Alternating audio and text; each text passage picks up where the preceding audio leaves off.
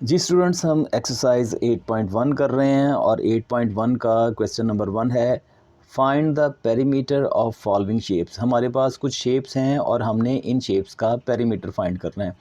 पहला क्वेश्चन अगर आप देखें तो ये हमारे पास एक स्क्वायर शेप है जिसकी साइड्स दी गई हैं 3.7 सेंटीमीटर और दूसरी साइड भी 3.7 सेंटीमीटर है। आपको पता है कि स्क्वायर एक ऐसी शेप होती है जिसकी 4 की 4 साइड्स इक्वल होती हैं। तो इसका पेरीमीटर हमने फाइंड करना है। तो सबसे पहले हमने यहाँ पे सॉल्यूशन लिख लिया है और हम देखेंगे कि इसकी जो साइड्स हैं वो क्या हैं। लिखता हूँ यहाँ पे साइड्स ऑफ स्क्वायर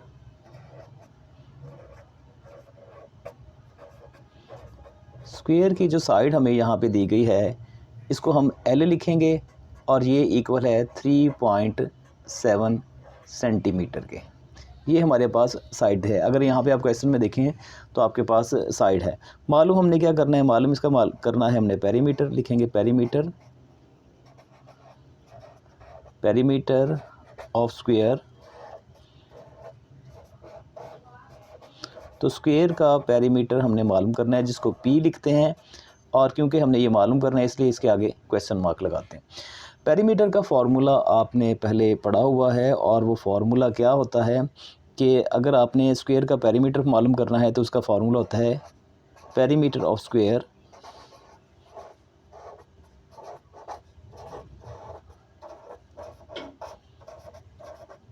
ये इक्वल होता है कि 4 मल्टीप्लाई बाय साइड। यानी अगर आप साइड को 4 के साथ मल्टीप्लाई कर देते हैं तो उसका पेरीमीटर निकल आता है। अगर आप यहाँ पे देखो तो 4 तो हमारे पास वैसे ही आ जाएगा और जो साइड है उसकी वो उसने दी है 3.7। अब 3.7 को हम 4 के साथ मल्टीप्लाई कर लेंगे। साइड पे मैं यहाँ पे आपके लिए मल्टीप्लाई करने लगा हूँ 3.7 और इधर मल्टीप्लाई बाय 4 के साथ हम मल्टीप्लाई करते हैं। 4 7 ज़ा 28 का लग जाएगा 8 और 2 आ जाएंगे इसके कैरी के। अब 4 को मल्टीप्लाई करेंगे आप 3 के साथ। 4 3 ज़ार 12 और 12 के अंदर 2 को ऐड करें तो ये आता है 14। यहाँ पे इसका डेसिमल लग जाएगा। तो इसका मतलब ये है कि आप जब 3.7 को 4 के साथ मल्टीप्लाई करेंगे तो आ जाएगा 14.8। इसका यूनिट साथ में सेंटीमीटर था इसलिए हमने यहाँ पे सेंटीमीटर भी लिखना है क्योंकि हम पेरीमीटर फाइंड कर रहे हैं और पेरीमीटर में आप सिर्फ इसका यूनिट लिखते हैं, इसके ऊपर स्क्वायर नहीं लिखते। तो यहाँ पर हमारा क्वेश्चन ख़त्म हो जाता है।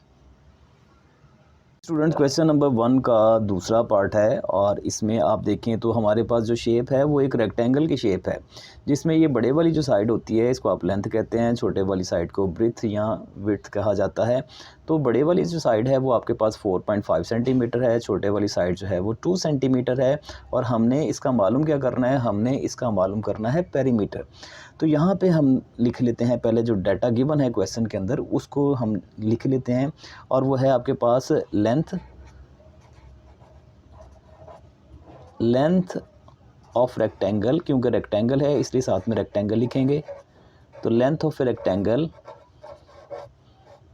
जैसे मैंने आपको बताया कि लंबे वाली साइड जो है वो लेंथ होती है, इसको आप L लिखेंगे और ये है 4.5 सेंटीमीटर।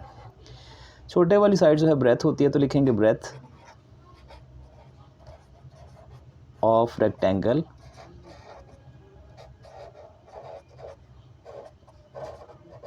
रेक्टेंगल की जो ब्रेथ है इसको B लिखते हैं और ये है 2 सेंटीमीटर।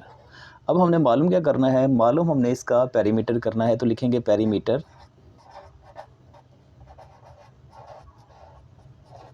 ऑफ रेक्टेंगल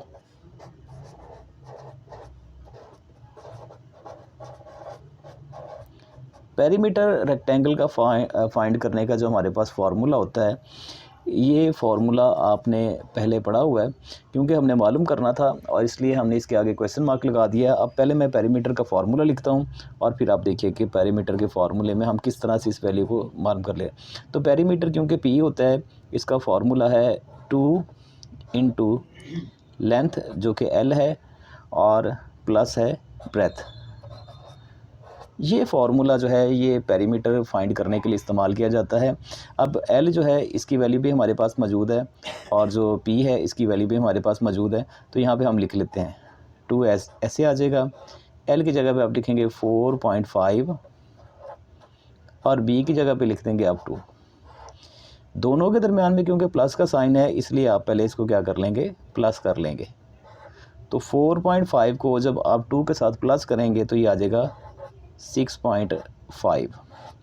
अब अगर आप देखो तो 6.5 और 2 जो है इनके दरमियान में कोई साइन नहीं है, और जिसके दरमियान साइन नहीं होता तो वो मल्टीप्लाई होते हैं। तो साइड पे यहाँ पे मैं मल्टीप्लाई करता हूँ, 6.5 मल्टीप्लाई बाय 2। 2 के साथ मल्टीप्लाई करते हैं, 2 5 ज़ार 10, 10 का लग जाएगा 0, 1 कैरी आ जाएगा।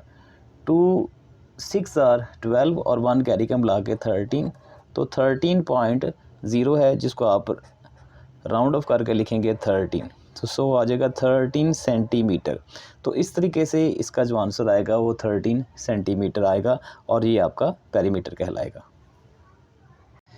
क्वेश्चन नंबर 1 का थर्ड पार्ट है, और थर्ड पार्ट में भी आप अगर देखो तो ये शेप जो है स्क्वायर की शेप दी गई है और हमने इसका पेरीमीटर मालूम करना है। तो लिखेंगे हम perimeter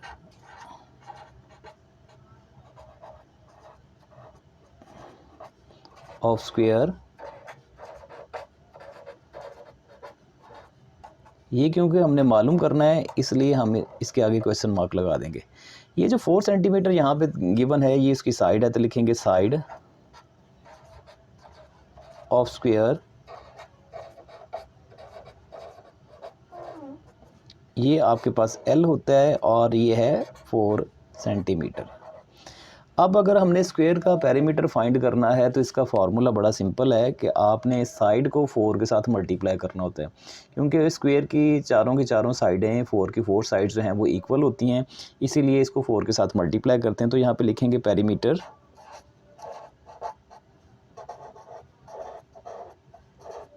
of square is equal to 4 multiply by side. यानी अगर आप 4 को साइड के साथ मल्टीप्लाई करते हैं तो आप इसका पेरीमीटर हासिल कर सकते हैं। तो 4 को ऐसे ही लिख दें। अगर आप साइड देखें तो साइड भी इसकी 4 थी, तो 4 को जब 4 के साथ मल्टीप्लाई करते हैं तो ये आपके पास आ जाएगा 16, और क्योंकि इसका साथ में यूनिट सेंटीमीटर था तो लिखेंगे 16 सेंटीमीटर। तो इस तरीके से आप इसका पेरीमीटर मालूम कर सकते हैं। जी इसी सिलसिले का क्वेश्चन नंबर 1 का फोर्थ पार्ट आ गया है। ये भी एक रेक्टेंगल की शेप है जिसमें लेंथ दी गई है इसकी 5 और जो इसकी ब्रेथ दी गई है वो 2 दी गई है, और हमने मालूम करना है इसका रेक्टेंगल। तो रेक्टेंगल का पेरीमीटर मालूम करना है। तो पेरीमीटर मालूम करने के लिए पहले हम इसके डाटा जो है क्वेश्चन के अंदर गिवन वो निकाल लेंगे। तो यहाँ पे लिखते हैं length of rectangle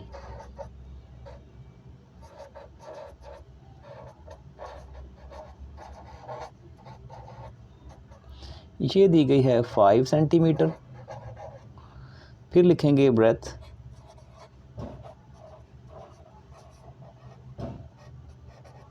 of rectangle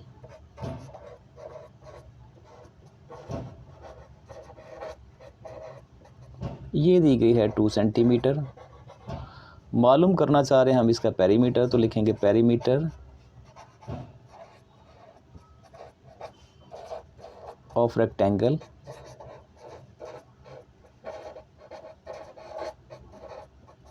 इसको P लिखते हैं क्योंकि हमने मालूम करना है इसलिए क्वेश्चन मार्क लगा दिया। अब पेरीमीटर का जो फॉर्मूला है रेक्टेंगल के लिए वो क्या होता है, perimeter of rectangle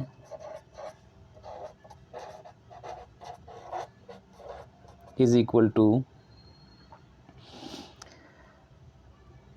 2 into L plus B। ये फार्मूला है और ये पहले क्वेश्चन के अंदर भी हमने इसको यूज़ किया था। अब हम इसके अंदर वैल्यू को पुट कर देंगे। L की जगह पे लिख देंगे 5, B की जगह पे लिख देंगे 2। अब पहले हम ब्रैकेट को सॉल्व करेंगे।